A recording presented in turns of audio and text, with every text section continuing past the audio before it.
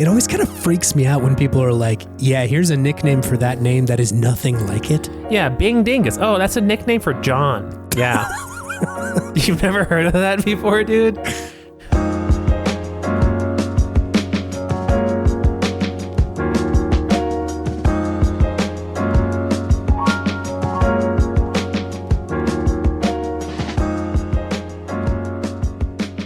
They said it couldn't be done. What did they say couldn't be done? I don't know. They said, how could someone within 4 calendar weeks record 2 Dayquil episodes?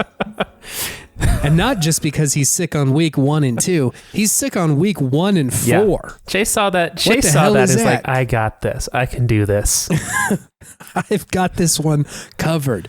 But nay, I stood in defiance of the world, and here I am recording yet another Dayquil episode of Video Game Podtimism, the Optimists video game variety show where 2 best friends talk about the wonderful world of gaming. My name is Chase. And my name is David. I'm back, and... Dayquil Chase is back. I'm back, baby. Watch out. Brain is sort of melting, but Dayquil is frantically trying to pull the plasma back up into my skull. And it's kind of working. I think it's okay. Man, you make it sound really unpleasant. It's fine. It's not so bad. This is not my worst day. I feel like I'm mercifully, we've never had to record when I'm like, I cannot get to the office. Like I cannot get in there to record one of these things. You always catch me on like the day where it's like, I'm like, okay, you know, like, could I walk up and around the block? Not really, but could I sit here and talk to my good friend about video games for a couple hours? Yes, absolutely. Definitely. You're pretty sick if you can't walk around the block, dog. Okay, I could do it. Do I want to? Not really. Would I pass out and die if I tried to walk more than 10 feet? Yes, but I can record a podcast. When I stand up, do I see the face of God? A little bit, but it's not that big of a deal. It's not that scary. He only has 5,000 eyes. It's fine. David, she only has 5,000 eyes, so... Is it because the Nintendo Direct today was all ladies? Oh my God, yeah, true. That was a good Direct. Did you watch that? I did not watch it, but I saw all the trailers. It's a good one. It was fun. Kind of oops all bangers they put out today. Mm-hmm. God, so excited for this little Dragon Quest 2.5 HD remake. Oh my goodness. That looks like your thing. That looks really good. Mm-hmm. I'm excited for the Legend of Zelda game. Yes, of course. Zelda. It's been a while since they've done a brand new like top-down Zelda, and like what a game to come back with. That's such a wild swing. Mm-hmm. It really feels like they only start to do a new Zelda if they're like, we have a cool new idea, rather than like, I don't know, I guess we need another Zelda. Oh, baby. David, have you been playing games? It's just like, we can't do the rest of this conversation, David. We must go. I needed a break, so... That's good. That's good. If you could talk while I stand up and look at God for a second, that would be pretty cool. Yeah, I have been playing games, Chase. Yeah, tell me. Let me know about them. I beat Dave the Diver. Okay, wow, nice. What'd you think? I enjoyed it. Okay. It's one of these games that I feel like I enjoyed less the further I got into it. It just felt kind of bloated at the end, and I was not expecting that from this game. There's just too many mechanics for me to keep track of. Sure. And that just took away from the fishy vibes that I really kind of wanted from the game. I wanted it to be more relaxing. Yeah. And I got a lot more story and action than I was anticipating. Mm-hmm. And I don't really know if the combat really did much for me in this game, or if it almost felt a little out of place. I know they definitely put like some thought into it, but it just always felt wonky to me. And it just didn't feel, I guess I shouldn't say it didn't feel right. I guess it's just not what I wanted from the game. Sure. Yeah. So it was fun, but I could have done without so much of it. Mm-hmm. And I think that it just kind of really grew into something different by the end of the game, which I think some people really enjoy, but once again, wasn't what I was expecting. And it definitely, like, the further you get into it, the less it feels like an indie game. Yeah. Or maybe like a triple I game, triple indie. Sure. But really indie just in style. Mm-hmm. So, because it did just get that bloat feeling at the end. Mm-hmm. But still enjoyed it, just not over the moon with it. Like, sure. I think some people were. But I do want to go back and fight Godzilla and just see what's up with that. Yeah, absolutely. Had to do it to him. Had to do it to him. Still been playing Star Wars Jedi Survivor. Okay, nice. Enjoying it still. It's fun. I still like the level design. It still feels a little bit more open than the last game, which is still a joy, I think, and just makes it feel more like a Star Wars game where you can just kind of go off and explore and just see the world. Yeah. But man, like just whenever Bode comes on the screen, I'm just like, this fucker pretending. I'm calling him Chode. I can't deal with him anymore. Just sitting back with his feet up on chairs, like he isn't responsible for killing all those people in the beginning. I'm still calling my shot. At least I don't know, but sure, I don't know, it seems pretty clear to me. I've been listening to the Force on this one. Yeah. But I think that this game, I guess in comparison to Dave the Diver, because this is kind of more akin, they're more similar than I think that you would think, at least, in how they continue to introduce new game mechanics slowly throughout the game. Sure. But I think this one has more compelling mechanics that it introduces, such as new stances, particularly the blaster stance and the crossguard stance, which are so sick. So fun. I didn't know I needed Unga Bunga in space, but here we are. I needed space Unga Bunga. Just make it Dark Souls, baby. Make it more Dark Souls. Yeah. We forced you into a dexterity build in the beginning, but now we give you the strength specs, which I really appreciate. And I like that they're adding a little bit of a bounty system to this. I always enjoy bounty systems in games. Just haven't played too many games with that in it, so I think it just still kind of feels fresh. But just the fact that there's named bounty hunters that you can fight and take down, and I'm curious to see who the legendary bounty hunters would be in this game, because I'm sure it's going to be maybe some fan favorites, but who knows. So yeah, still enjoying this game quite a bit. I feel like whenever it starts to lull a little bit, they add a new interesting mechanic, and I'm curious to see how long they can keep that up. Yeah. Because you definitely can feel I definitely do feel a little drag sometimes when I get to a new area and I'm just kind of unclear about what I'm supposed to do, where I'm supposed to be. Sometimes the direction isn't super clear in the game. And I do feel like there are some instances in just like the exploration of the world that leave me scratching my head a little bit. Yeah. Like for instance, when you're on Jeddah and you're going to meet Seer again. And there's this, you walk through a door and it's a door that you have to use the Force to push a button and it opens.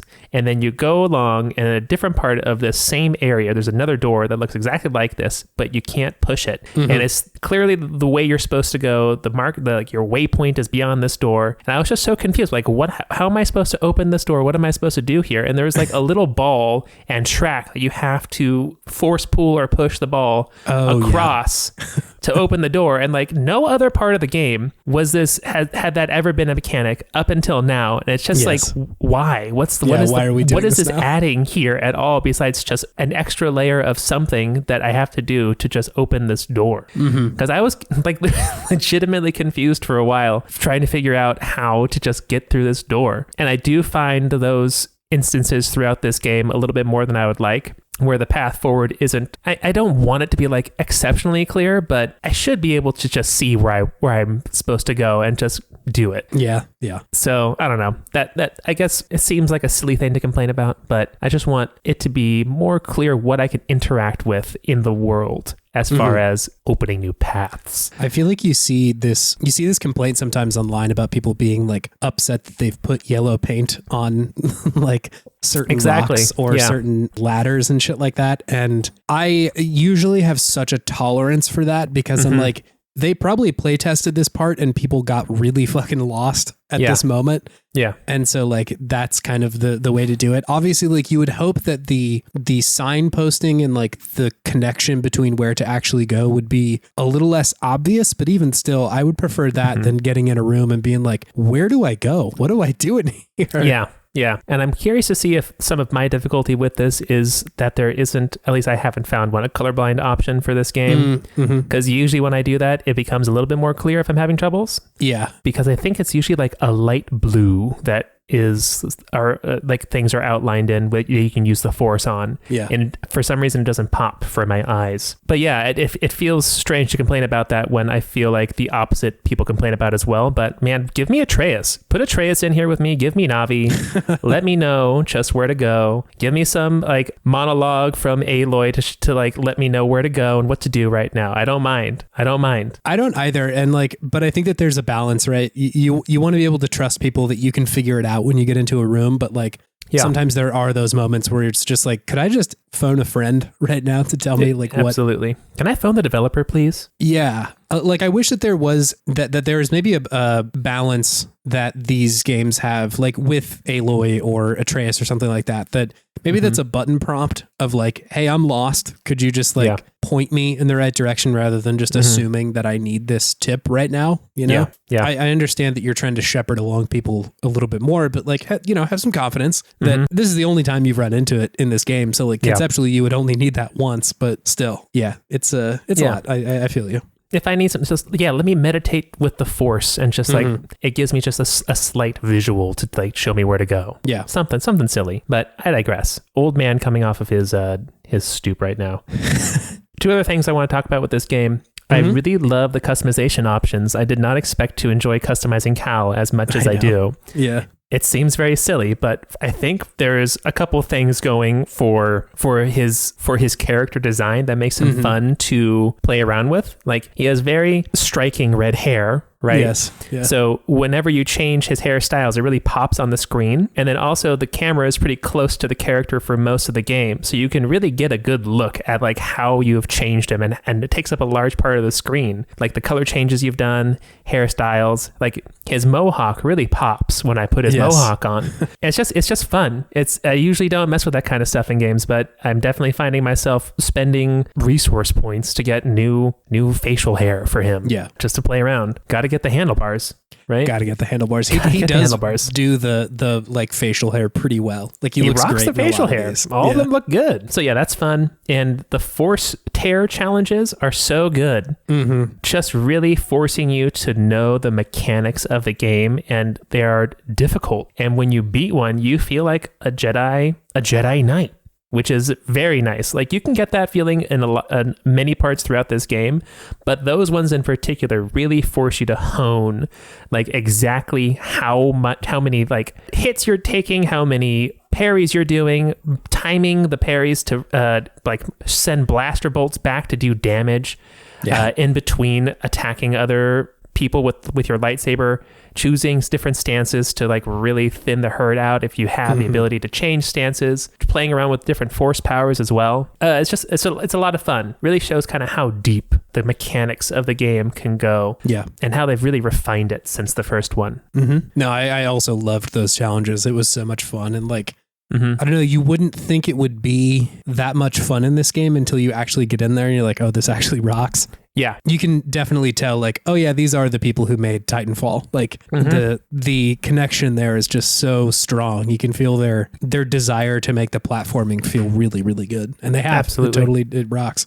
Absolutely. Really good game. And still enjoying the very personal story of just like right now they're just trying to find a home away from the Empire. Yes. So we'll see how that goes. Hell yeah. And I have also been playing it just a little bit, so I don't want to go too much into this one. Okay. I started playing Cocoon. Oh, nice. Yeah, okay, cool. The kind of indie puzzle game from last year. Yeah, the indie little puzzler where you're a weird bug thingy going around the world. Yeah. Fun little puzzles. The one thing I really want to say is, man, was that first time you get sucked out of the world into the larger world, the overworld, I guess you'd call it. Yeah. That was so trippy. That was great. Really good visual effects, and really only something that you can experience through like a video game. Yeah. Felt so cool. They made that first one hit really hard. Yeah. Yeah. Cause it's like no fanfare. It's just like all of a sudden you're just getting sucked into a different world. Like, whoa. Yeah. It's really, really good. I loved that moment. Yeah. That was definitely a good gaming moment. Makes you stop and remember. Yeah. And that's all I've been playing. Chase, what have you been playing? Hello. Welcome to my part. I've been playing a bunch of games. So we just put out the Metal Gear Solid 3 episode. Thank you everybody who's checking that out, and thank you everybody who sent in questions. It was very fun. I love talking about that game. And I was craving so much more Metal Gear after having beaten it. And so I had started playing Metal Gear Solid Peace Walker on the Xbox a little while ago. I was very early on, but I was just like, let me just dip my toes in here and kind of like see what's going on, because there are two, or I guess three technically, games in this series that I've never even come close to playing. One of them was Peace Walker, and the other 1/2 was Metal Gear Solid 5. You know, both the 1-2 distinction being they're that I hadn't played Ground Zeroes or Phantom Pain, despite the fact that they're both quote unquote like Metal Gear Solid 5. Yeah. And so, yeah, I felt like after we beat and talked about Metal Gear Solid 3, it was like, all right, let me check out Peace Walker because I've heard that it is critical to the story of the whole series. And like, it is also, if you don't count Portable Ops, which it seems like Hideo Kojima kind of doesn't, if you don't count Portable Ops, it's also chronologically the next thing that happens in the timeline. And so I picked it up. And like I said, I'm playing the HD version that's on Xbox. This was originally a PSP game. And but they put out a new version on a number of consoles, and it essentially just like makes it more modern, right? Like you can control the camera and the controls are a little bit easier. And I also beat it in the past week. It's not horribly long, but wow, good video game. Good game, huh? Yeah, I liked Peace Walker a lot. More or less than 3. It's really different. Like I think it's bringing a lot of different stuff to the table. And I'm also learning this, spoiler alerts, I'm also playing Metal Gear Solid 5. Spoiler alert, I think that like this and 5 are very different games than 1, 2, 3, and 4 are. All of those games are like pretty linear for the most part, you know, like in 3, you're mostly just going through one path throughout the whole thing. And in 1 and 2 and 4 as well. Yeah. 4 is a little bit more open. You get a little bit more like chances to figure out your approach on certain things, but it is a fairly linear story. Whereas like Peace Walker is, but it's also doing a bunch of other shit too. So like one of the bigger kind of introductions that they have in this game, as far as mechanics go, is that you are also maintaining Mother Base, which is a place. Name. Yeah, very good. A place that Big Boss, the dude from Metal Gear Solid 3, and Kazuhira Miller, a person that has become friends with Big Boss at this point, they've founded, and they're like, this is our place for soldiers who are essentially not in a military, that you want to be a soldier, but like you don't want to actually have to like fight for someone else's agenda, essentially. Oh God, what is it called? Military Sans Frontiers. Yeah, like essentially Soldiers Without Borders, which can sound so nefarious. You know, like if that existed, and you know, like Blackwater exists, you know, like there are mercenary groups in the world that are like not cool. And you know, you could make the argument in this game that they're probably not either, but I think you're supposed to think of it as like, this is a place that is just, and because it is being led by Big Boss, it might not actually be so bad. You know, this is not how I think this would work in the real world, but that's what the game is presupposing. And again, that is all a response to what happens at the end of 3, and specifically what the boss had told Big Boss Snake, Jack Johnson, what she had told him of like, you know, I want to make the world whole, and he's like, okay, this is my way of doing that. Of, you know, I'm disillusioned with the state government, and so now I'm going to go form my own thing and try and make that right. So that's all, you know, kind of part of the deal. You are maintaining this place called Mother Base. You are also in, oh God, what is it called? You're essentially set up in Costa Rica in 1974. So it's like 10 years after the first one. And, you know, if you're following kind of the arc of the Cold War, right? Like 64 was like Kennedy era Cold War. But I think by the 70s, the CIA in real life was doing its full sort of like fuckery in Southern America of like, let's just kick over some governments and do our own thing. Full on fuckery. Yeah, full on fuckery. And so like, I think it is a wise place to set it just because there is so much outside influence from both the West and the East, right? I should say from the USSR as well. Yeah. And so you get these conflicts of interest very often, and specifically in Costa Rica here, where, you know, there's both CIA operatives and KGB operatives as well, kind of fucking around. But yeah, it is. So it's definitely meant for the PSP, this game. Sure. And not in a bad way, but just like you see this with, I think, Birth by Sleep, the Kingdom Hearts game, or also 358/2, the Kingdom Hearts games, where the game seems like it's maybe built for small play sessions where like it expects you to check in for probably like 30 minutes to an hour at a time. Yeah. Where, you know, you can have like a vertical slice of the game very frequently, you know, where like in Metal Gear Solid 3, you might be fighting the end for like hours, and that's all you do when you sit down to play it that day, you know? Like that is the only thing you are doing. Whereas in this one, the game is set up to the point where you are going on just like very small miniature missions. You will complete them. You will come back. You've probably recruited a couple people from the mission. It does the same, the like Fulton extraction device thing. Yeah. That 5 does, where if you see a soldier and you're like, oh, I would like them to work at Outer Heaven or Mother Base, that I'm going to take them with me and like give them a job, essentially. That you can do that. And so you're constantly I'm going to abduct you and give you a job, baby.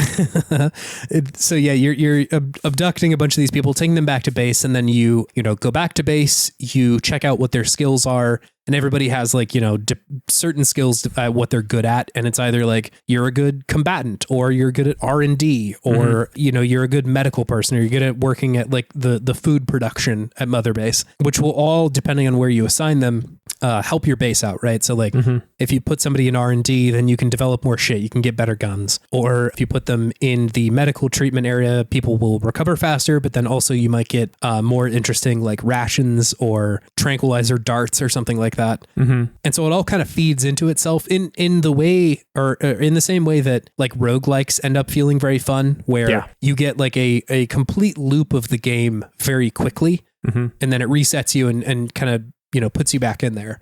This is not a roguelike, right? Like you're playing one mission after the other, and they are linear, right? Like you play one and then it leads to another one. But of course you can go back and replay any of these to either get a better grade, or get more points, or get more money, or more soldiers, or something like that. So I don't know. I think it just ends up being a pretty satisfying game, but one that I don't necessarily associate with a Metal Gear Solid game.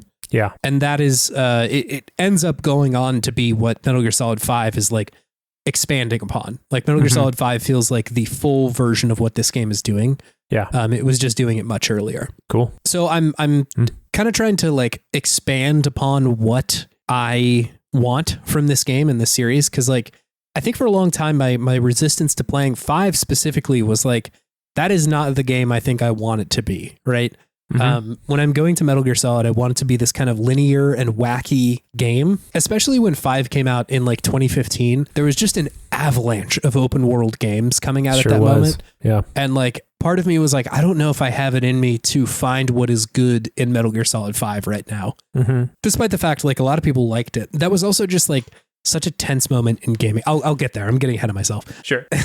But yeah, Peace Walker, I think overall good. I would love to talk about it in a longer episode, because there is so much lore that happens in this game and so much story stuff. Yeah. And like I mentioned to you during our Metal Gear Solid 3 episode, the cutscenes are all just amazing. They're beautifully animated in this like kind of like comic book style, where it's going from one sort of frame to another, but they're all animated a little bit, and the style of that animation is all, it seems dependent on Yoji Shinkawa's art. I don't know if it's like he made all of it, but the art style is definitely in his, under his influence, image. I guess.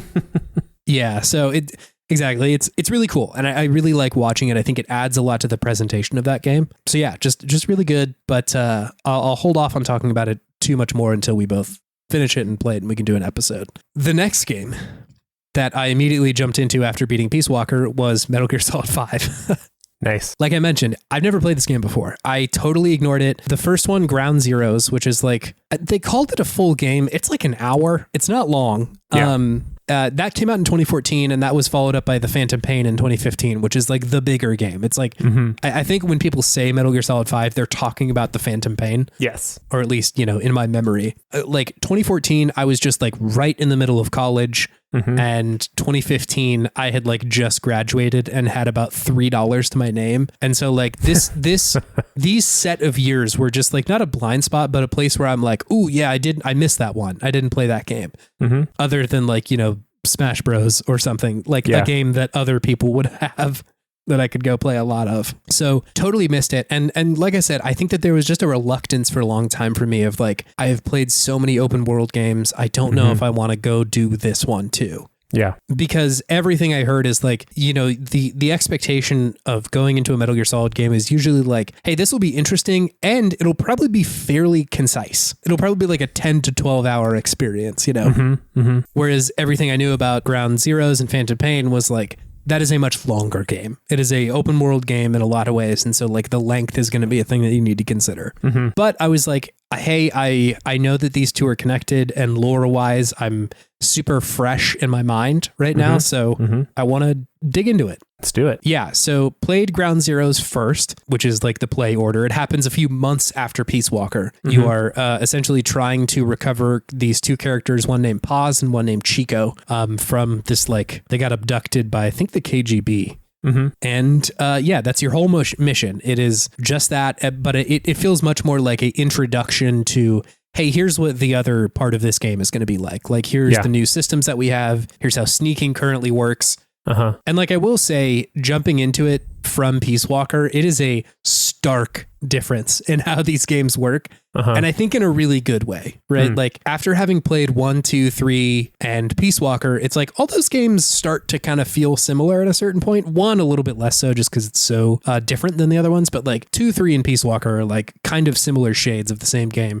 Whereas like this one feels immediately so different and so much more responsive of like you are very quick to move and it doesn't feel quite as clunky as some of the other parts of the other ones do. You got full control of the camera. You're totally good to go there. It, despite the fact that this is like a almost 10-year-old game at this one, I guess Ground Zeroes it is, it still looks phenomenal. Like, it looks so good and I don't feel like, oh my God, look at this aged game that I have to kind of like, just get on board with the fact that it's going to look like it's from however many years old, but like, holy shit, it looks amazing. So I think I didn't have to squint as much as I do when I'm playing some of the older games. Not that it's that hard, and I like the aesthetic of a lot of those other games, but especially Peace Walker because it's like it's a PSP game up-res, so it was nice to just go to like, oh wow, this looks great. So I was immediately in on just like how sneaking felt. It felt really good. But yeah, the Ground Zeroes goes down real easy. It's like an hour and you finish it up, and then immediately started Phantom Pain. And I will say Phantom Pain takes a while to get going. Like you are in the opening like hospital hour of that game for so long. Yeah, that's a long time. It's a long time. And like, you're also controlling Venom Snake, who is like this dude who has been in a coma for 9 years and is just like in such bad shape. That he's like not walking around very easily. You don't start like actually moving until probably like 45 minutes into the game. And in any other game, I would be like, that's kind of rough. I know it's Hideo Kojima. I know he's trying to like make you feel powerless in a place where you should feel powerful. But still, I was like, I would love to get to the actual game pretty soon. And it eventually does, but holy moly, do they make you work for it. But yeah, hey, it's an open world game. And it's pretty good. This is a pretty good open world game. Nice. There's a lot of stuff in here that are just like such Hideo Kojima and the Konami of this era touches that I like a lot. Just weird and wacky shit that is constantly going on that I really, really enjoy. The fact that your horse comes with you when you like extract, he like goes on the Fulton device to like get out of there, which is so funny. The fact that you have a horse at all is really funny to me. Gotta boss it. Get a boss. The boss comes with a horse. That's part of the package. Really good. I like that a lot. All of the dialogue is so bizarre. Also, the choice to make it not David Hayter in this game is sort of a bizarre one. From my understanding, there is a reason, and I'm sort of like, okay, all right, that's fine. I'm just going to deal with, oh God, what's his name? Kiefer Sutherland. Yeah. I was going to say Jack Bauer, not quite right. I mean, you're not wrong. Yeah. Similar vibe, similar dude, just acting and not. Yeah. I think he's doing a pretty good job as Snake, but it's also just like David Hayter has such a specific voice. Yeah. That it's impossible not to be like, couldn't we just get David? But where's the real Snake? Yeah, where's real Snake? But again, I know that there's a reason for that. I'm going to withhold total judgment there. So I can tell if I had played this in 2015, something that would have driven me nuts is the fact that whenever you want to extract in the game, like whenever you want to leave a place, you have to call for backup on a helicopter. That helicopter takes its dear sweet time getting to you. Like, sure does. You can get to like the extraction zone pretty early, and then you're like, all right, come pick me up. And then it's probably no more than 20 seconds, but like, I feel like I'm just twiddling my thumbs waiting for this fucking helicopter. Yeah. You can hear the dogs barking in the background. You're like, come on, dude. Come on. And I am sure that that's like probably intended as a way to create tension in the moments where you're being pursued. Or it's just fucking Hideo Kojima being like, it takes a while for the helicopter to get there. You got to wait. like that kind of shit, you know? I always think coming about from that. the ocean, man. Come on. Just give it a second. I think about that interview that we had talked about where he said, like, I wanted the fight with the end in Metal Gear Solid 3 to take weeks, like, of real time. I think about that a lot of, like, you would love to just totally punish the player if you could in ways that are, like, antithetical to having fun. Punish player. Yes. I mean, it is Punish Snake in this game. That is where that comes from. You are managing Mother Base again. This time quite a bit more hands-on in Peace Walker. Like there's a lot of base management going on here. But I would say like the core of those mechanics are fairly intact from what was going on in Peace Walker. It just happens to be that you're, you know, doing this in Afghanistan now rather than Costa Rica. I was worried that the sort of like desert presence was going to be kind of a bummer. Like deserts can be kind of samey a lot of the time, but like I think they make it fun enough here. I think that they like are able to highlight the beauty of the countryside in a way that is like very cool still. And just as far as like story goes, you are, when is this? 74, I think. Sorry, no, this is 84. So 10 years after Ground Zeroes. And you are, for the, I guess, all the blowback listeners, the podcast, it's very good. Anybody who's like into that shit should check it out. But they covered their whole series or one of their seasons about the sort of like blowback of the relationship that the CIA had with the Mujahideen in Afghanistan in the 80s. And that is kind of the setting of what's going on here. Of when you go there in the beginning, it is you're briefed by Kaz saying like, you know, the CIA was kind of arming them for a while, and now they're fighting the KGB, who are also in Afghanistan at this point, which again are all fairly real things. But yeah, it's kind of strange to be in the middle of that as Big Boss at this point. It's a strange context for this, but I think works for the most part. But I think definitely getting the closer you get to like modern shit, the more I'm like, like a little feeling a little woozy about this stuff. Because like, you know, if they made a Metal Gear Solid game, and I guess they kind of do in 4, where it's like kind of a Middle East conflict game. Yeah. But I think it's much more theoretical. At that point of like, you know, all these like nations having like proxy wars with each other, which is a thing, but it's contextualized in a very different way in 4. Whereas like in 5, it is like most of this is a real thing, other than the fact that like Big Boss was on a horse as well in the middle of all this. But it's just something I'm noting. But it's, I will say, quickly getting into very different shit happening in this game. Like there are plenty of events that I'm like, okay, no.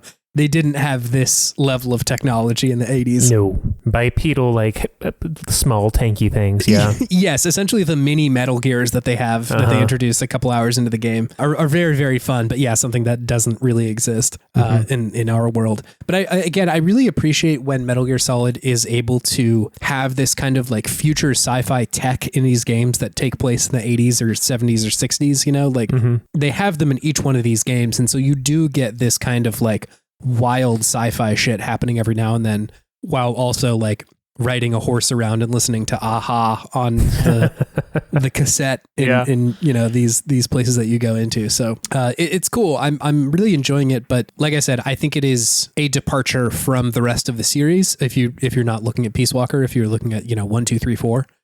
But still, I think I'm more open to meeting the game where it is at this point. Like I think in 2015, I was probably rightfully at the time being like, I don't think I can to get to where this game is currently. Whereas now I'm like, I'm open to this. Like I don't play as many open world games as I used to. And that landscape has also changed so dramatically that it is not, it's not the same thing that it used to be. And so I can kind of look at it from outside the context of like, 100 other open world games that are currently going on. It's like, my brain is still thinking about like Elden Ring and Tears of the Kingdom. And so this game feels pretty different. It feels like a different thing now in hindsight. There was also just like the internet was being so the internet about this game when it came out, I think partially for some reasons that are warranted and some that are not, right? Like I think any misstep or mistake that this game makes, whether or not, that's something that you believe or it's something that's, subjective, most of the criticisms levied from the internet were like, this is because Konami wanted to make more money.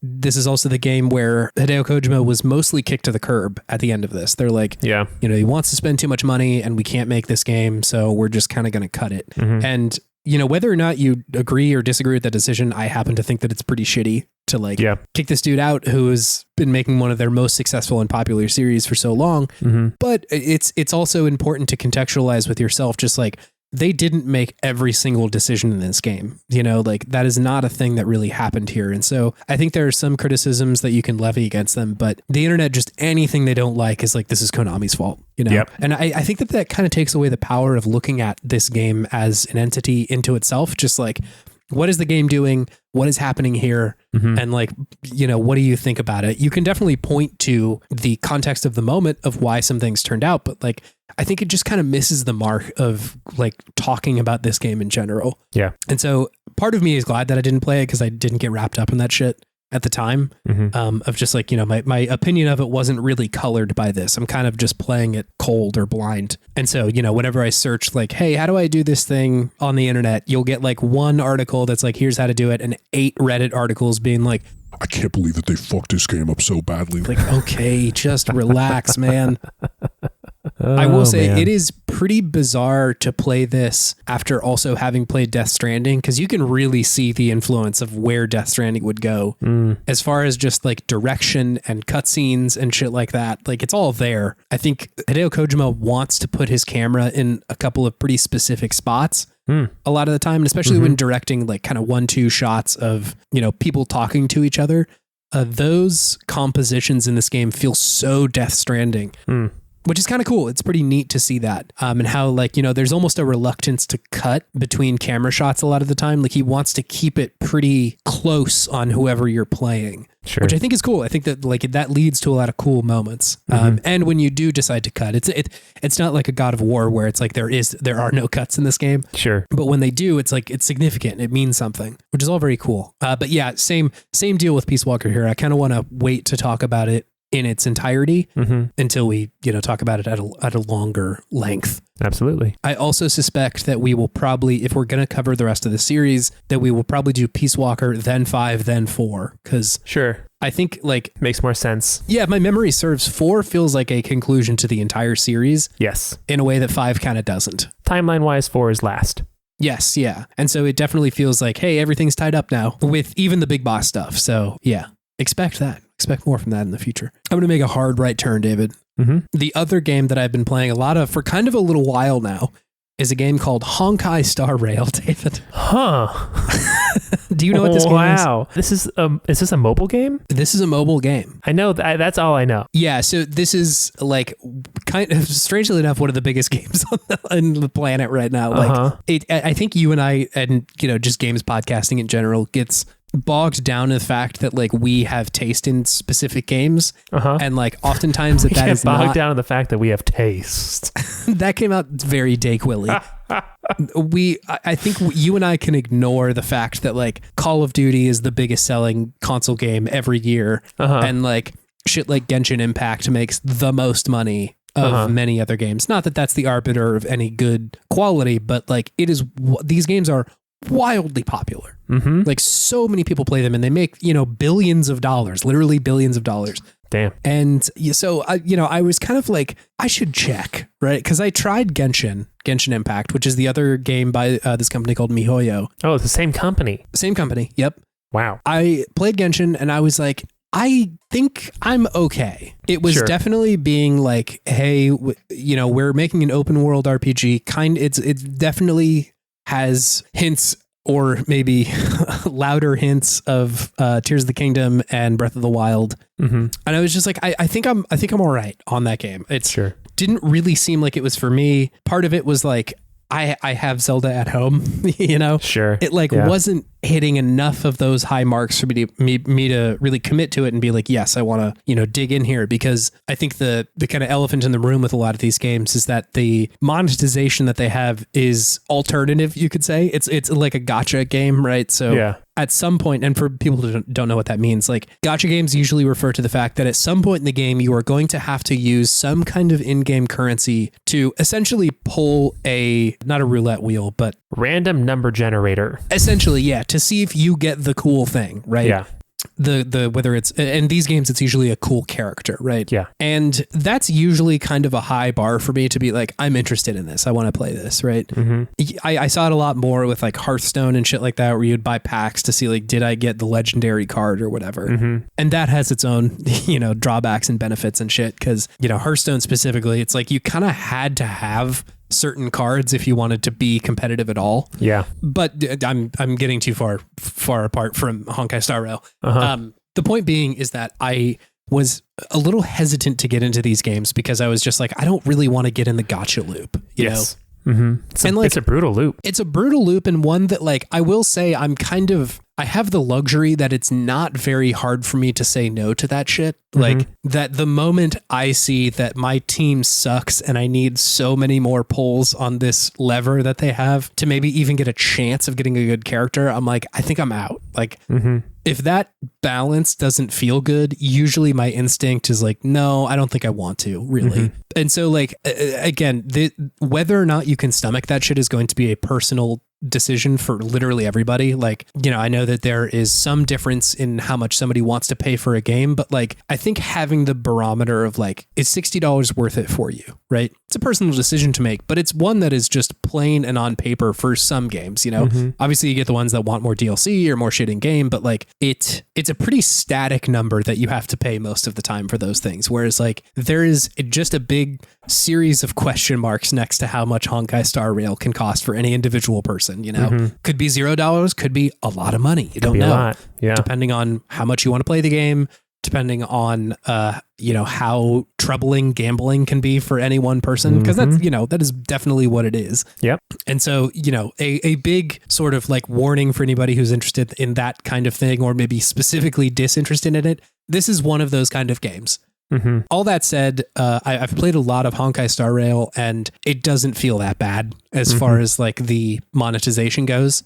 So at least for me personally, and I will say that that's, again, as somebody who I don't feel the pull to dump money into these games super often. It still was like, I'm making a lot of progress in these games in a way that feels substantial without having to really be like, oh, I need to get the good characters or something.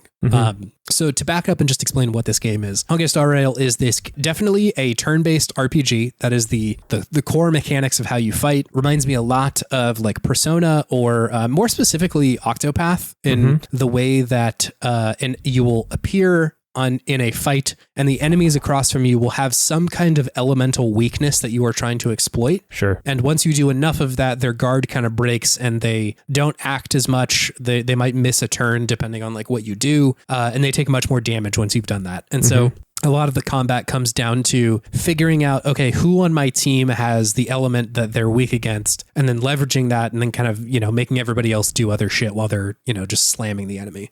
It's pretty simplified, all things considered. Like, you have one of two attacks. Usually it's either your normal attack or your special attack that you can do. It's just one of two buttons. Sure. And so like, it is not as complicated as Octopath, where you're choosing many different spells and trying to like get that to synergize with your other characters. That said, that's fine with me. Like, I think there are much more complicated parts of this game, but they're not that part of the game. So the combat's pretty chill most of the time. Yeah. And I think something the game puts a huge emphasis on and is very present in the combat is that this game is so about spectacle. And they make all of the fights look so fucking cool and sick. Yeah. Like they do such a good job of just like something as simple as putting the camera in a spot where it's like, when Dong Hung finishes his attack, he cuts through an enemy and his spear ends right next to the camera to the point where it looks gigantic. And like you are just like kind of forced perspective into seeing the spear being the thing that is taking up most of the camera. Whereas like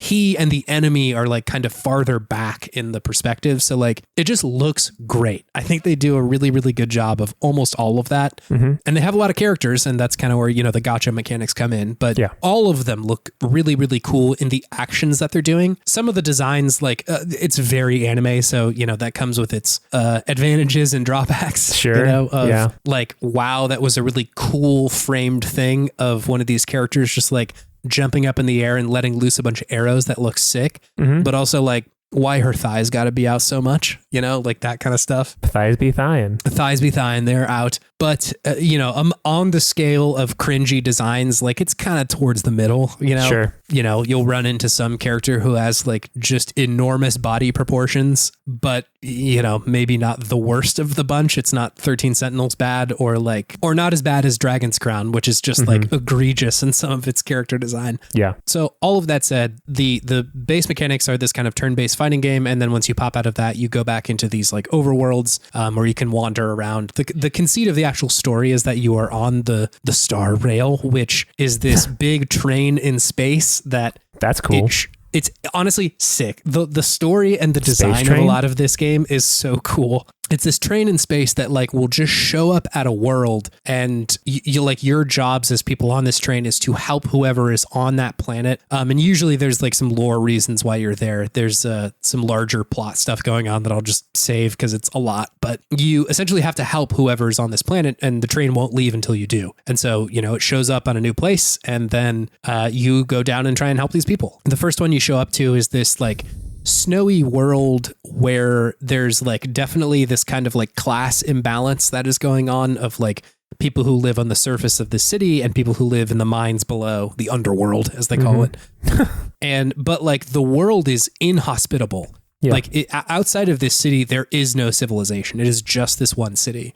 And, a lot of the reason why the weather is that way is, in part a thing that you will go on to solve as part of the Star Rail do-gooders that have showed up here. And when you get to this planet, like it is pretty surprising to me as somebody who, I've played some free-to-play games, but not a ton, right? Like, or gacha games or shit like that. None of them feel as fully fleshed out in the world as this game does. Like the worlds feel like like almost Tales of Arise level of like, wow, this is a full city that they have built with merchants and characters and people who live here and a full-blown story that takes many, many hours of you playing to get through, and not in like a grindy way. Just like there's a lot of stuff happening and a lot of cutscenes and a lot of dialogue in a way that's just like really cool and really shocking that like you are able to get in here and play this kind of game.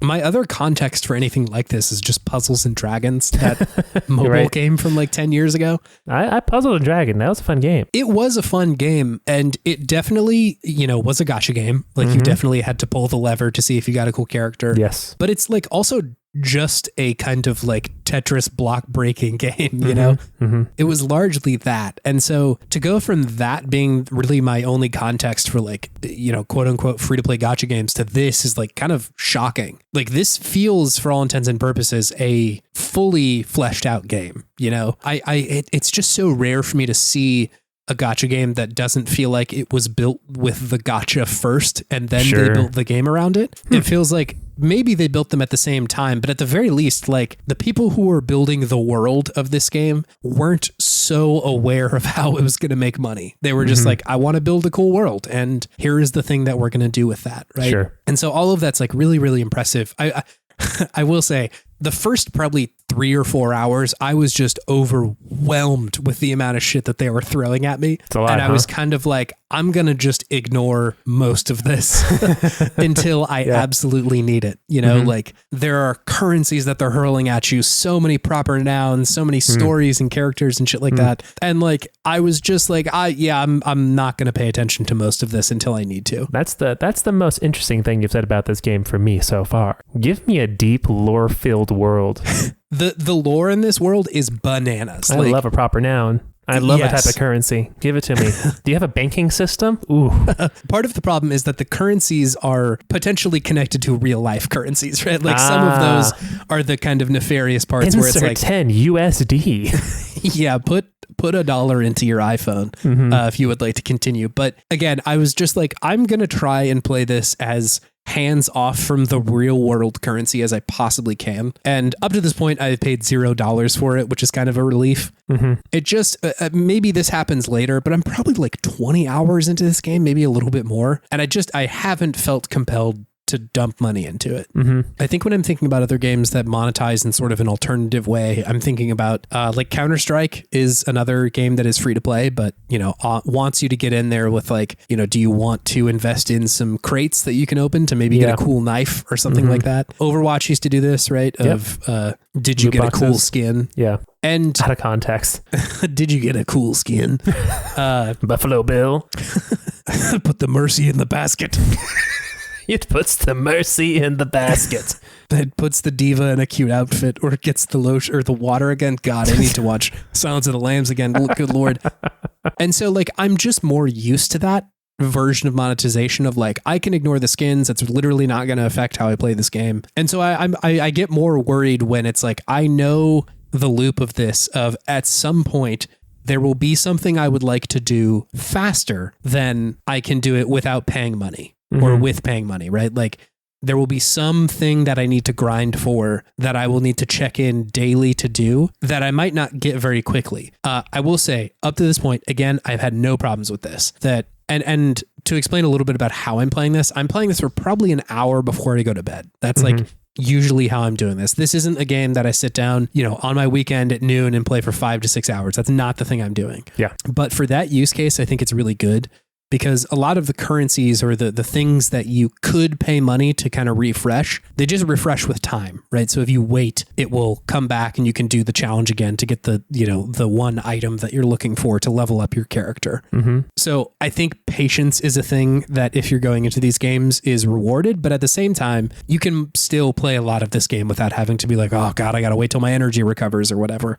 So I'm enjoying all of that. I have definitely gotten to the part of the game where I have to start understanding like all of the mechanics of it and being like, all right, what actually are these currencies? Like what's going on here? It's I for anybody who is like me and gets overwhelmed by that shit, I will say that approach was totally fine because you introduce it and you kind of see a lot of these things accruing over time, but you don't really need to pay attention to them all at once. Like they will kind of pop up at some point of like just whatever you're doing, something will get in the way and you're like, okay, well, I guess I need to level up my characters. I'm a little low level right now. Yeah. And then you go in and you see you don't have any of the items that let you level up. And then you're like, okay, well, how do I get those? And the game is very good about being like, hey, here's the 4 places that you could get this. It's either through quests or this location, you can grind for them. And then you either do the quest or you go to that location and it's like, all right, here's your 5 runs of this thing that you get a day. And then you do that. And usually whenever I do that, I've had plenty of items to like level up my people. But eventually you will just kind of hit these walls where the game is like, okay, now you need to understand what this thing does, or, figuring out what your light cone does when you equip it to a certain character or whatever. My light cone. Whoa. My goodness. It's all very interesting and bizarre, but I will say I'm having a very cool time with it so far. It weirdly feels like an MMO, despite the fact that it is definitely not. Like you are in your own world. You don't see other people running around. Like you are the only version of the Trailblazer is the name of the character. I named my character Chain. I again, whenever I'm like starting a game, yes, like train, because you just start with CHA. That's always my process, and then just kind of see what happens. And so, is it like Chase and Pain? Chain. My thought was train. Chase and train. But yes, the Chain is also a good Hideo character. And so it's not like there's a lot of other people wandering around, but I think just like the loop of it, like having daily quests and having these like places where you can go and sort of experience different kinds of the game, right? Like they have this like roguelike version of Honkai Star Rail in there where you just kind of go into these runs and, you're pulling cards that for just a moment allow you to do more damage or something like that for this one specific place, which is all very interesting. Again, it just feels like so fully fleshed out in so many different directions. I'm never really bored and I'm never really looking for something like, oh my God, I don't have enough time or space to do this shit. It's just like, I'll go check this out. Oh, I need more of this like item to level up this thing. I'll go check that other thing out. It's been a little while since I've gone there. The characters in it, absolutely bananas. I can't believe they had the gall to name one of their characters March 7th. Which is that was also my reaction of like, how on earth have you named a character this? Is that a special day? March. It's when she arrived at the start the train. They just call her March 7th. They just call her March 7th. Usually just March. They call her March. Huh. She's a very cutesy anime girl, but also just like very fun, very, forgetful in a fun anime way. Okay. So that's all very good. You've got the straight man, what's his name? Don Hong, who is like kind of playing opposite of March. He's just so serious and always like, if he doesn't wear glasses, but if he did, he would definitely be pushing them up on the bridge of his nose very often. They'd be glinting. Yes, no, exactly. But he's like a very like fun dude. And they just have like tons of characters that you're able to like interact with and meet throughout your journey. They give you a bunch of them for free. Like if you're just playing the game, you will get a lot of them on your team just, you know, for any reason. But, of course, the ones that you have to spend some of the in-game currency on. Also, those look sick as hell too. Yeah, like, gotta look cool. What's his name? Boot Hill. Boot Hill. Love Boot Hill. What a name. Got him in a poll recently. He's a blast. He's also very good. And so like, looking at the longer term of this game, I can see that the problem that you run into eventually is that oftentimes what you're trying to do is balance a team, right? Of figuring out who is the enemy I'm about to go up against. It'll usually say like, here's what they're weak against. And how do I balance my team to make sure that I have a couple of people that are good against that type? And that also like, maybe I have a healer as well.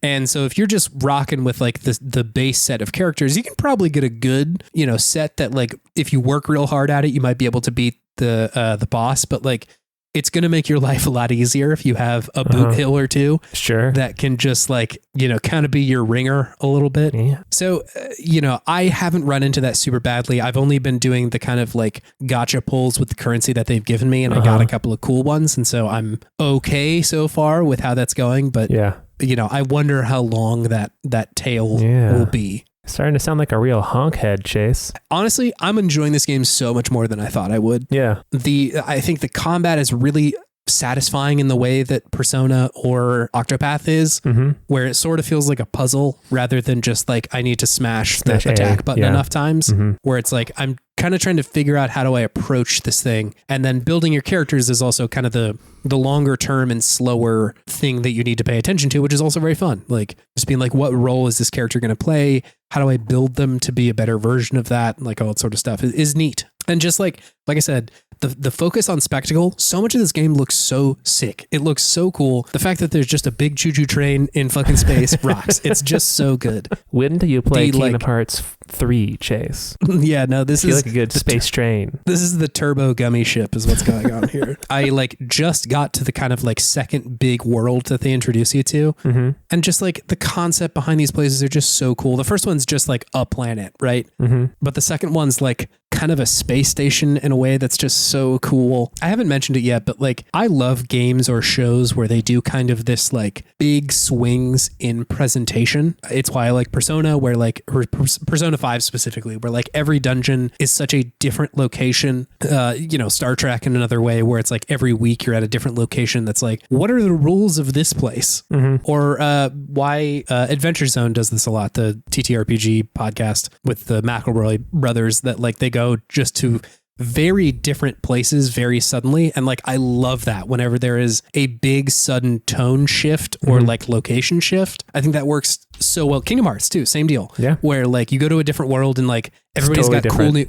cool new outfits, like that shit rocks. I really like that. And so for the loop of this game, the kind of larger long-term loop to be, you're just going to go to these different worlds and help people solve problems is like, that's good. That's fun for me. I like that a lot. And so like my verdict is still kind of out on how predatory a lot of this stuff feels, but up to this point, it hasn't really felt that bad. And so like, I will say it's worth a shot, but also recognizing that like I am probably the one person in the room saying, hey, Honkai's not too bad, in a room full of people who have already played Honkai Star Rail. There's a shitload of people that play this game. So this is not a hot take. This is not an indie pick of the week. This is big gaming. It's big gaming. Yeah. But it's fun. Like if you liked the lore, there are probably so many lengthy lore videos about this game. There's so many gods in the game, and how they're connected to the story is like very specific and tangible, which is all very cool. So, maybe see if Vatu Video's got anything going on, I'm sure on YouTube about this series. If not him, somebody else. Yeah, somebody will. It's also worth noting that I've been playing this on the Ain Odin, the little like handheld device I had, because it's just an Android phone under the hood. Yeah. And so like I was realizing while I was playing shit, I was like, oh, I could just play Honkai on this, because it's essentially just a controller wrapped around an Android phone. And I don't know, it feels like the most boomer take that I have of like, I want to play my games with a controller. Like it's, I don't want to use the touchscreen. It just feels so imprecise to me. But yeah, this game has a controller support and it feels great and doesn't feel like it's a cheap imitation of a touchscreen. It's just like, this is good. It feels good. Nice. So yeah, been enjoying that. This will bring me to my Podtimistic thing of the week, David. Let's hear it. It's this fucking Switch showcase that happened this morning. It was pretty great. Pretty good one. Listen, I'm not going to stand here and say that like, wow, aren't commercials fucking sick? But like, I got pretty excited about a lot of the video games that they talked about today. That was pretty cool. I mean, it's summertime. It's summertime. I need some video game trailers to drop that get me excited for the rest of the year. That's just how my gamer brain works. Definitely the phantom pain of not having E3 around anymore. Yes. Is like, I need something in June to get me stoked about video games. Yep. And like Nintendo just fucking delivers sometimes with these directs, man. Like, yeah, they killed it with this one. It's really good. I'm very excited about Mario and Luigi Brothership. That looks really, really great. Yeah. Let's see. I'm interested to try Fantasian on Switch. I kind of tried it out on mobile, but same deal, was just like, I want to play with a controller. Yeah.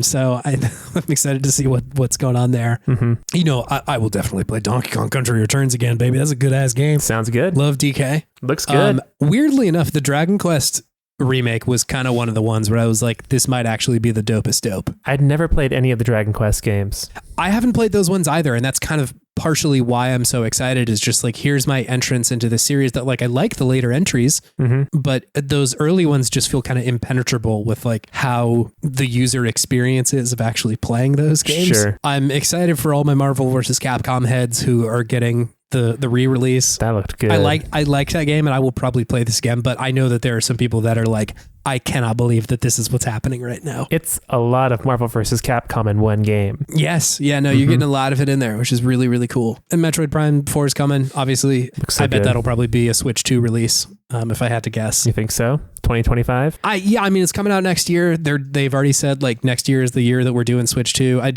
I feel like it has to be a launch title for that I feel like console. you'll probably do the thing where it's for Switch and for Switch 2. That's possible. That's usually what they do. Maybe the one for this version of the Switch runs a little less good, but unfortunately, I'm a fucking millennial gamer, dude. I'm going to be there day one. I'm going to buy the fucking thing. Gotta consume, baby. But gotta do it. I got it. I'm going to do it.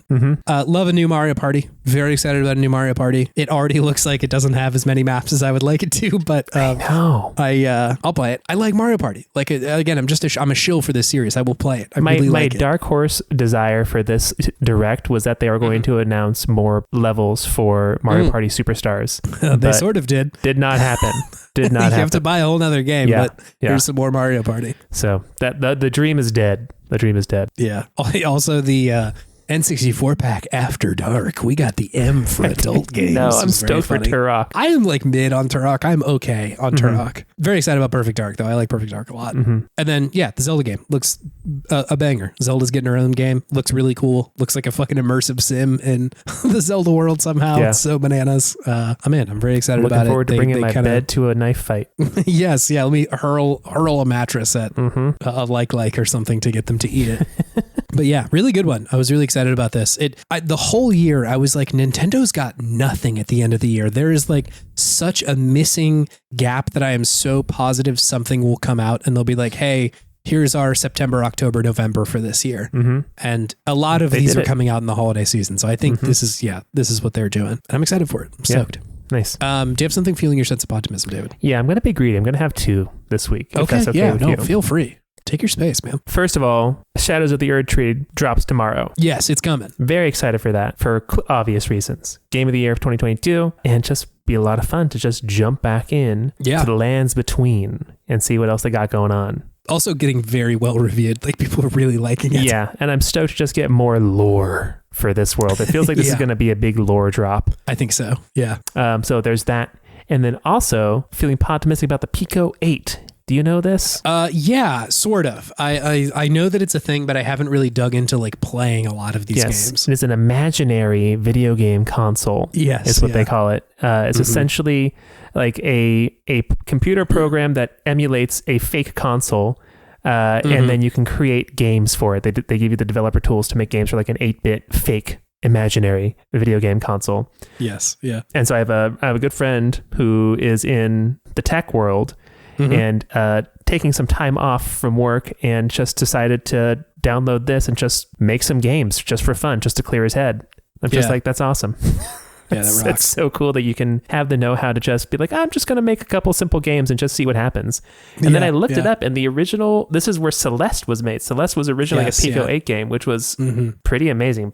Celeste is top game for me. It's an astounding That's a really damn good game. Yeah, yeah. So it seems like it must be a pretty powerful system if it can make something like that. But yeah, I just never knew that this was like a passionate community. And it kind of reminded me of like the Playdate community as well, where random people just get the tools and just make a game and just put it out there and just see what happens, see what sticks. So this is like, if there's indie games and there's like underground games. This feels like underground games, you know? It's just like anyone's just throwing it out there, just a hobby, just see what's fun. It definitely feels like there is an acceptance with like these games, even Playdate games to some extent, that there's an acceptance of like, I do not need this game to be marketable. Like, I'm just going to make this to be fun. Yeah. You know, like there's nothing else. It might be 10 minutes of a video game, but I'm just making it for me and maybe somebody who might enjoy it, you know? I feel like I see that a lot more often because like a lot of indie games, they also have to ride that line of like, if it's a game that takes longer than a couple of months to make, you might want to get paid for that. You might want to actually do something with that. And so it has to ride that line of like being something that people will buy, but also something that is fun too. But these games are just like, no, here's a tiny game that I made for no one. This is what I think is fun. Give it a shot. Yeah. And so I think that there's a lot more like, integrity isn't the right word, but like people are very honest with what they're making there. It's just like, this is all I want to do is this weird little thing. Yeah. Unrestrained creativity. Yes. Yeah. And you know, there's probably like an upper limit to that there in the case of Celeste too, of like, you know, they had to go like, all right, let's go like make this into its own thing. But I think that that's a really good space to try shit out and like iterate and play test with like, is this fun? Is this a fun thing? Because here's my idea and here's it in like the kind of basest form it can be in. But I think that's really like charming and cool. And again, just kind of like exists outside of the need for it to be some kind of like product. You know, it's just like, hey, it's a game. I made a game. I was talking to Alana Oken on Into the Aether last week. They were kind enough to let me come and hang out for their summer series where people just come on and hang out because Brent and Steven are taking a hard-earned month off. And she was talking about like game creation as like knitting almost. Of like, here's just a thing I'm going to do because I'm interested in it. And it's like, not necessarily a thing for someone else. You know, when you knit something, it's like,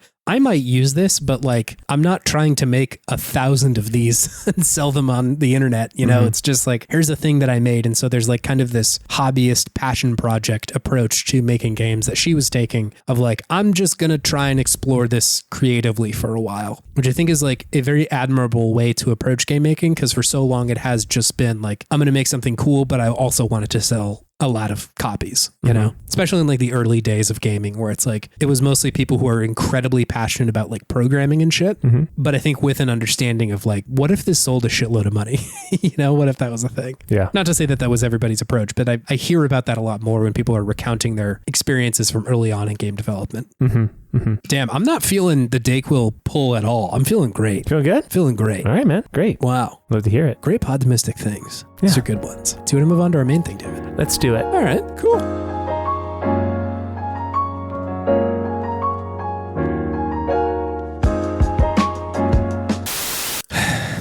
You doing okay? Yeah, the face you're seeing me make is the face that David Hayter's only $100 on Cameo, man. I always look at that. I look at that quite often. Oh man, what a deal! Like, are we allowed to use that on our podcast? Are we allowed to say we've had David Hayter on the podcast if he just says the name of the podcast and said, I'm a big fan or something? I mean, with the amount of press we've given Metal Gear Solid. I think that's fine. I bet we've got at least one person to check out a version of Metal Gear Solid. I mean, all we have to do is say featuring a cameo by David Hayter. We would not be lying. It would be a cameo like TM. Yes. Like yes. Not the lowercase. This is a capital C. I'm hitting cameo. the double entendre here.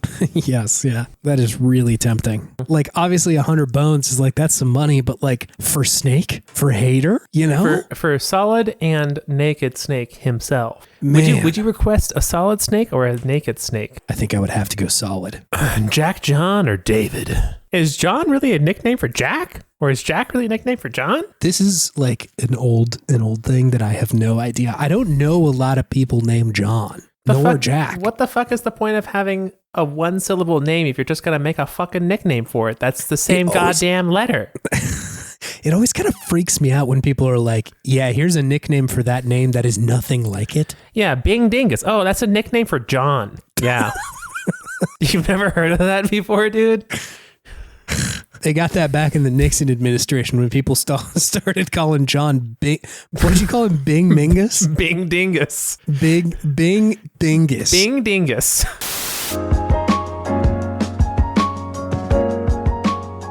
Welcome to Good Games. It's a segment where we talk about the okayest games of yesteryear and gush all the things that we love about them. We decided to give ourselves kind of an easy week after MGS3. Yes. A nice little come down game. Mm-hmm. And we decided to play a game called Arcade Spirits. Yeah. This one's from Jonathan Chang. Thank you, Jonathan Chang. Thank you, John.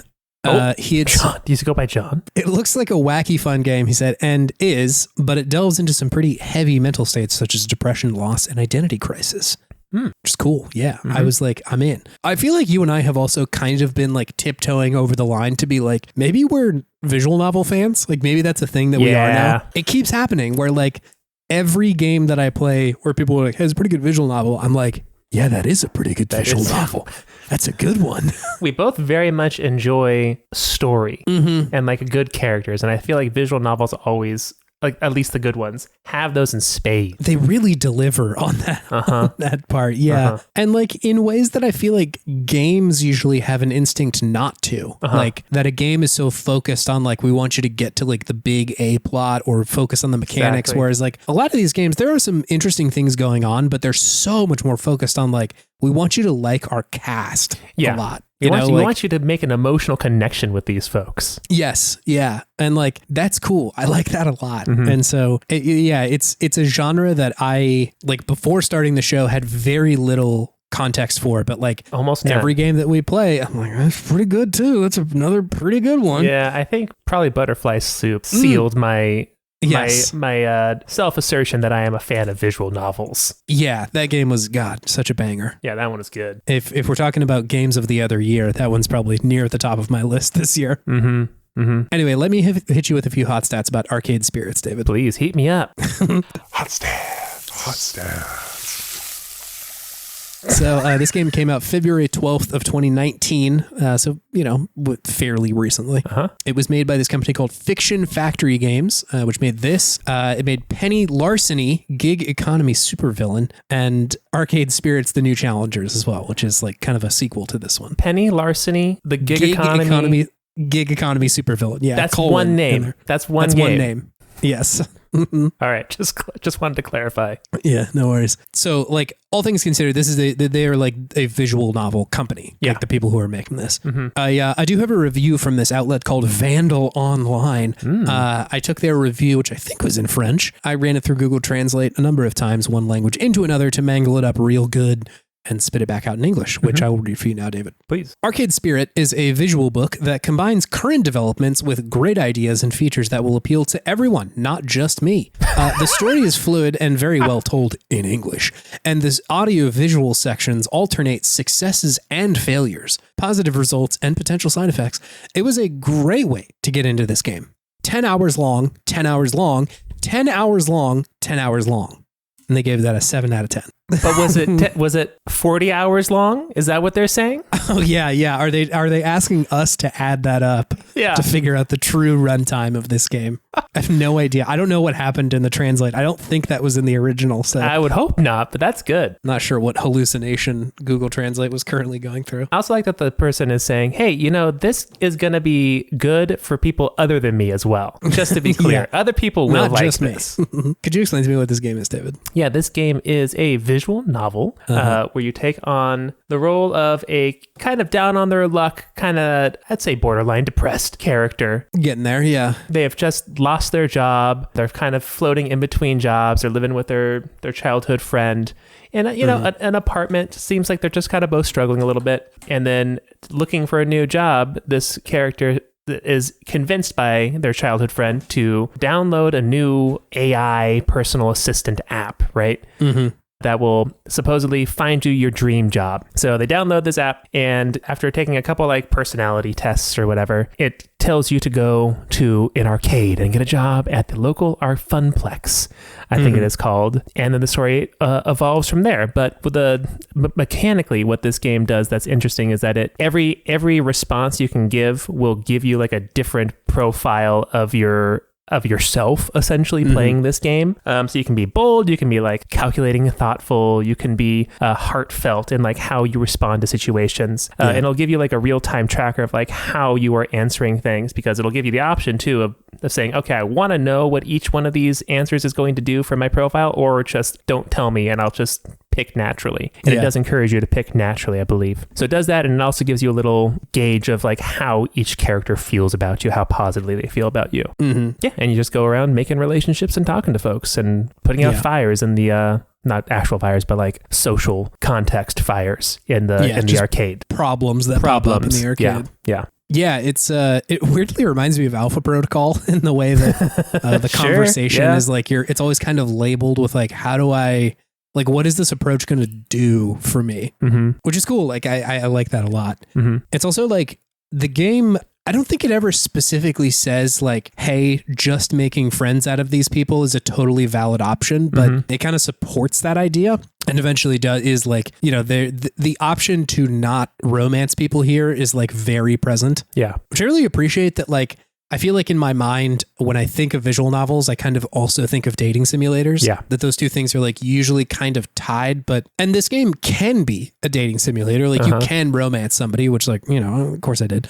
But it's an option to not do that as well, which I really appreciate. I knew that one of the game creators, they were ace, and so they're asexual. So I kind of, you can feel that in the creation here of somebody who is aromantic or asexual might be I don't think I want to have to force people to do this, which is just, again, it's nice. I really like it. Mm-hmm. I think that there's a pretty strong queer presence in visual novels, and you feel it in a way that is kind of nice to experience a lot of the time. Mm-hmm. That's where I'm at this game. What'd you think of this one, David?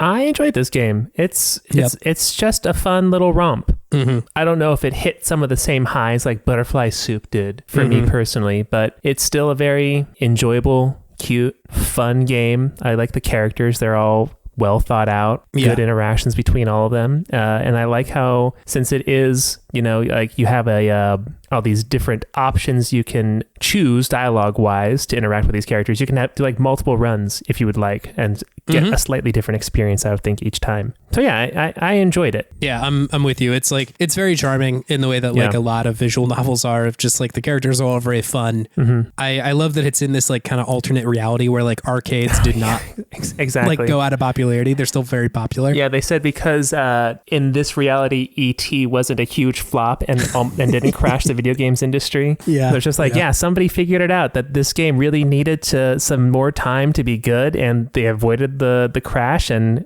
they've just become even more popular since then. So yeah, just a lot of fun asides and winks to people who are familiar with video game history and just video games in general, just with some of the sound effects they use as well, and music. Yeah, I totally agree. It's it's very charming in that way. The game is kind of winking and nodding at you, not in a way that's cringy. It's just hey, here's this weird place that we've cooked up, which is fun. I also like that there's kind of a high emphasis on this, what I think could be considered basic job still having quite a bit of dignity to it. You know, like the characters all treat the fact that they are like just working at an arcade as like I say just as something that is like worthwhile and like worth taking seriously in a way. Yeah. Which is, you know, I think that that's cool. I think that like there is dignity in work and not, you know, I'm not so like anti-capitalist a lot of the time, but I think that like that doesn't mean that like you can't also take pride in a cool thing that you do, you know? And it feels good that they're all like, yeah, this arcade fucking rocks and we all really want to be here, you know, which is all cool. We should talk about the characters in this game, David. Yeah. So you got your roommate, Juniper, your like childhood friend, who's the one who encourages you to like download the app that gets you the job at the arcade in the first place. Very cool hair. Gavin, the like, I guess, accountant of the arcade. Yes. The sub boss. The manager. The kind of manager, dude on the floor, kind of managing the place. Absolutely jacked, just super duper in shape. And like, he's got the anime glasses. He's got the anime glasses. He's like giving shades of Miles Edgeworth in a way of just like, I'm very serious and very cool, despite the fact, like, you know, he's also working at an arcade. Serious, cool, and smart. Yep. Gavin. You've got Naomi, the fixer, the like chick who works on all of the arcade cabinets. Yeah. Always wearing overalls. Got Tio, the dancer, the dude who's essentially just playing DDR for the whole time he's there. Yeah. Queen Bee, the kind of like, I guess, tough champion. She's like kind of an esports person, I guess. Esports streamer. Professional gamer, Queen Bee. Yeah, who's just like very good at the video game. Percy, very reads to me as like a Gen Xer who is just really into playing Pac-Man. Yes, Mr. Moopy, please. Yes, yeah. He's got a beard. And Ashley, who is like the, oh God, what's the word for it? Cosplayer? Like the mascot, the mascot of the mascot of the Funplex, yeah. Yeah, Pinky the Funplex Flamingo. Yes. But yeah, she's also a cosplayer. Also totally jacked, very in shape. And then you, of course. So like those are your kind of main people that you can, you know, either start a friendship or a romance with. David, I gotta know, who are you trying to kiss in this game? Who is your kisser of choice? Who is my kisser of choice? At first, I thought it was going to be Naomi, but then I gravitated toward Queen Bee. I had a feeling, David. I had a feeling.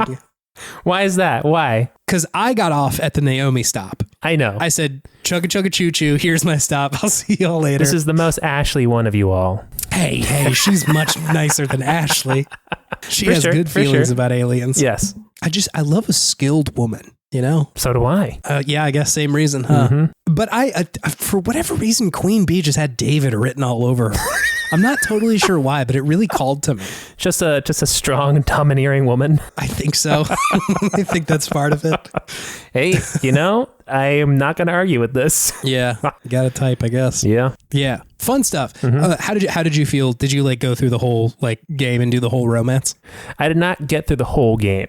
Maybe like halfway. Yeah, sure. How are you feeling about the sort of like characterization of Queen Bee at that point? I like it. You know, I always like the person who's got like a softer exterior underneath just this brash braggadocio outer layer. More complex feeling to me. Can't really say I know what is going on with Naomi since I did not really romance her. Sure. But no, that's just, I just enjoy that type of character. Just gravitated more towards her. Yeah. One reason or another. Nice. Yeah, no, I like Naomi's like the second person you meet. And I was like, I'm committed. I'm in.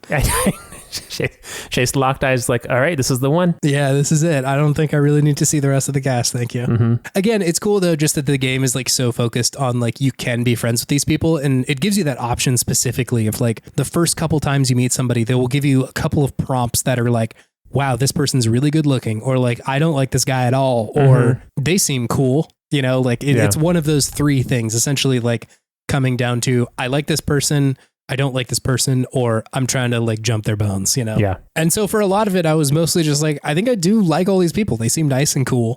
And so it's neat to be able to feel like I am not only just like becoming like, you know, romantic partners with one of these people, but also just like I'm getting friends too. That's like very neat to experience. Absolutely. Just like a friendship simulator as well. Yeah. Yeah. It reminds me a little bit of just like what it's like to play like through any of the, you know, like Baldur's Gate 3 or Mass Effect or something where like you're definitely going to be hanging out with these people and like whether or not you want to romance them is one thing, but like you should be friends with them too, or like you can. You be have friends to have with them some too. sort of relationship with them. Yeah, exactly.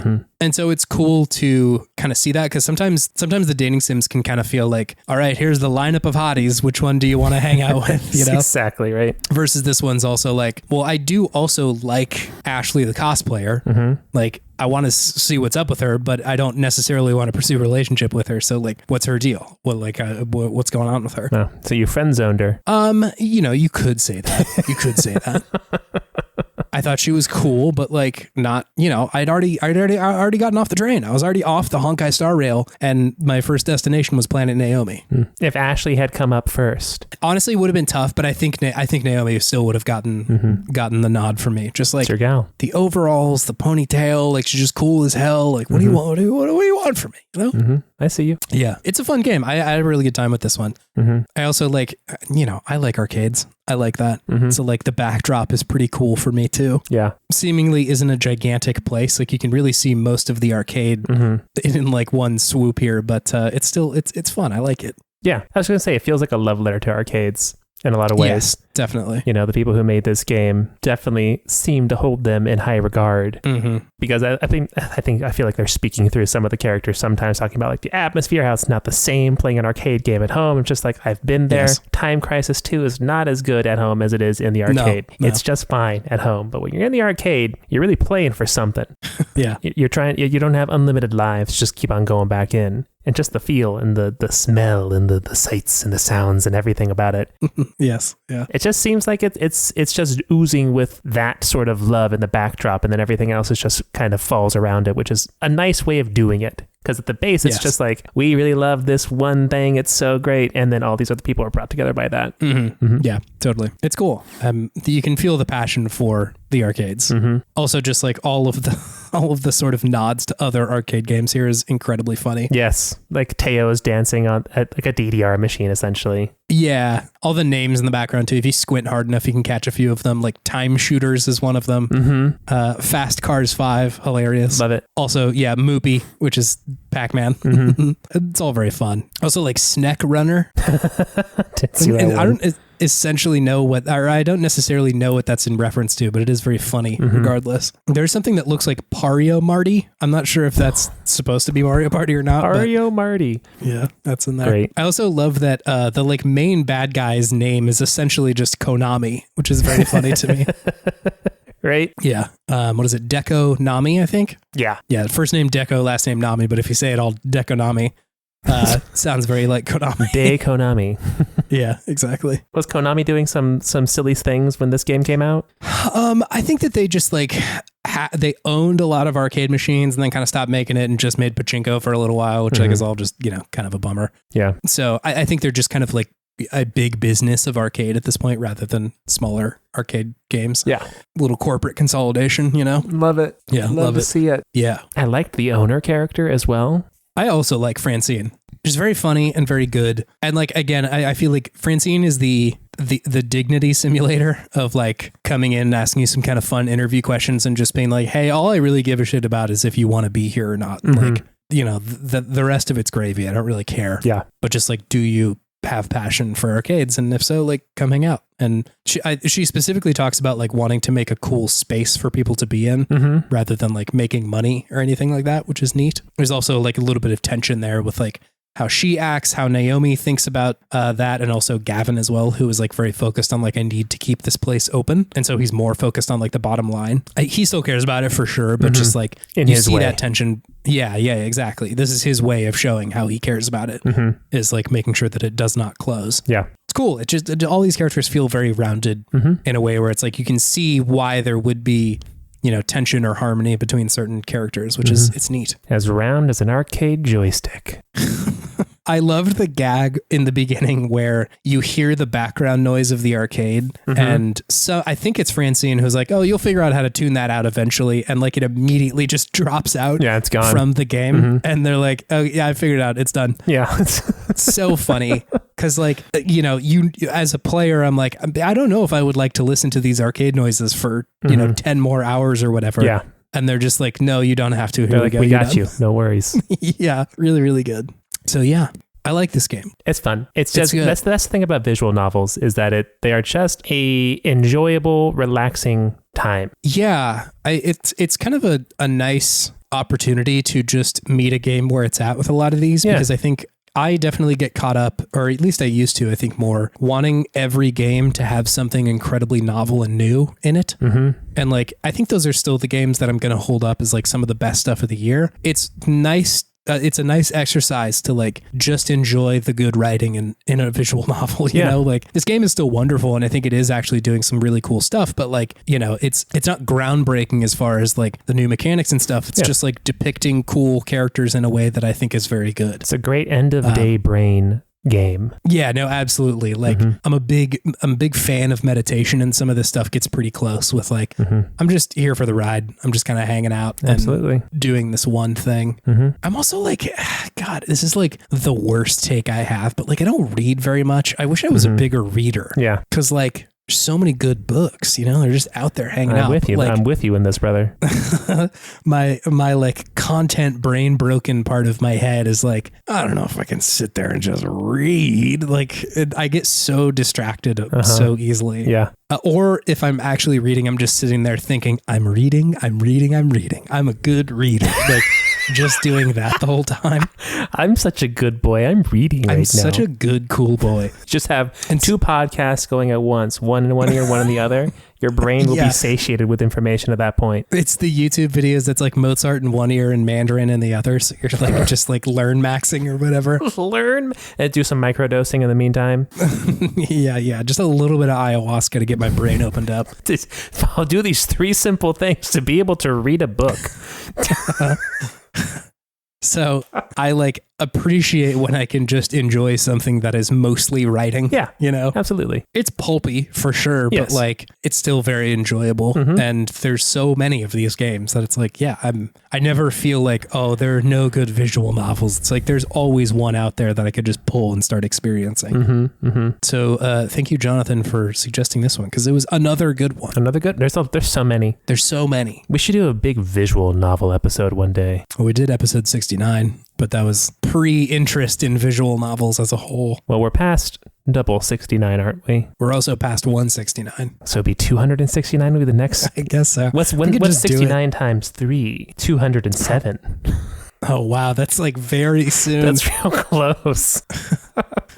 We could play a bunch of visual novels. I'm not opposed to that. Just floating it out there. What number is that? Because I think that might be like next week or something. To say we're probably really close. That might be like 2 weeks. This will be episode 205 when it drops. Yeah. So 2 weeks from now. Hey, well, I commit to you to playing at least one more visual novel. Oh, actually, because I will be out of town. The first week of July. Great. End of thought. So I'd have a lot of time to play visual novels, was what I was going to say. Anyways. Great, yeah. All right, cool. That's it. That's all I got. Yeah, cool. This programming aside here. Thank you, Jonathan, for your suggestion. This is a cool one. Yeah, no, this was really fun. Cool. Any and all visual novel recs, please send them our way.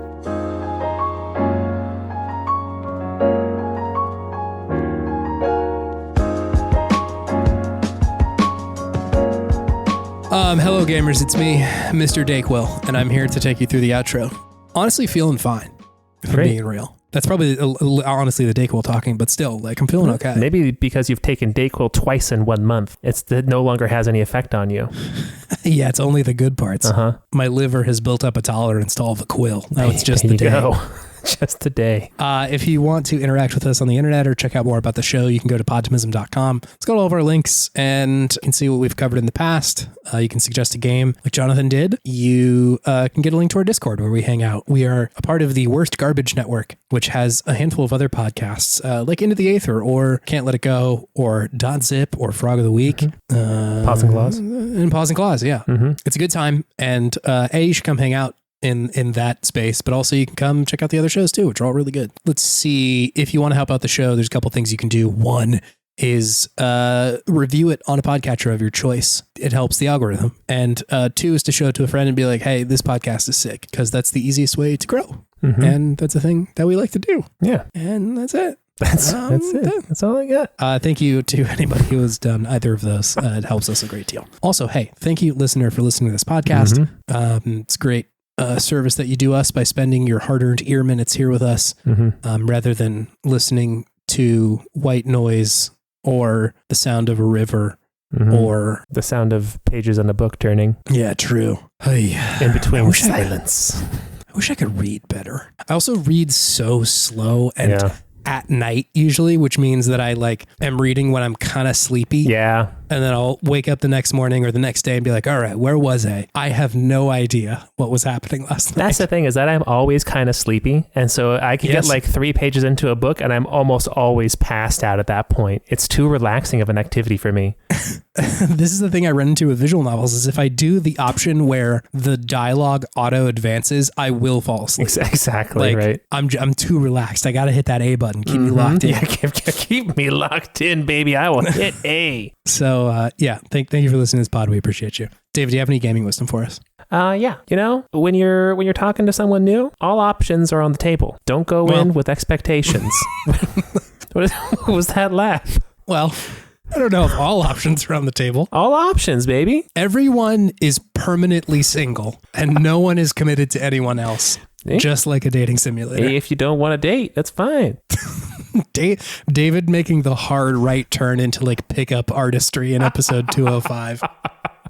Well, I was going to say all options are on the table, and then a very real option is to just be a friend. Yeah. That's where I was going with that, Chase. Yeah, sure. Yeah. The Dayquil brain took over there. And here's the top 5 way to approach a hottie. Oh, no. Hey, my name's John, but people call me Bingus. You can just call me Dingus or Bingus. Please. That's what my father calls me. You can just call me Mingus. You can call me Ming. You call me Ming. That's what they shorten Mingus to. Ming Bingus? Mingus shortens to John. Slapdyback shortens to Jack. Wow. Yeah, what is Snake saying when he says his name is Jack, but then also John? I don't know. Are you Bingus or are you Slappy? He only said it to Ocelot. He only said John to Ocelot, as far as I remember. Yeah, in hindsight, I'm like, that was probably just a thing he said to Ocelot the one time. Because it does like zoom in on his face a little bit when he says that. And he like makes a little eyebrow raise and smirks. Yeah. My name's John. And I bought that hook, line, and sinker. I'm like, maybe it is John. Mm-hmm. I would assume that whatever the boss is calling him is his real name. Probably, yeah. Or what the name he goes by. Tag yourself. I'm Slapdy. Yeah, everyone give yourself a ridiculous nickname. It could be whatever you want. We can start that. We can just, if you have a name that you're like, actually, David is short for something totally unrelated, we can start that. There's enough people in our pod fandom that if like enough of us start saying that is what it's called, it might catch on. That there's like enough people that could happen. We're pretty much saying give yourself your own Podtimism name. Oh my God. Yeah. Birth a new identity. We should figure out how to make a Podtimism name generator. Ooh. Because like... oh no. Oh man, like the Wu-Tang name generator? Yeah, exactly. Donald Glover's going to go on. He's going to start a new persona based off of it. Yeah. Anyway, we'll figure that out next week. We'll see you then, gamers. See ya. Bye.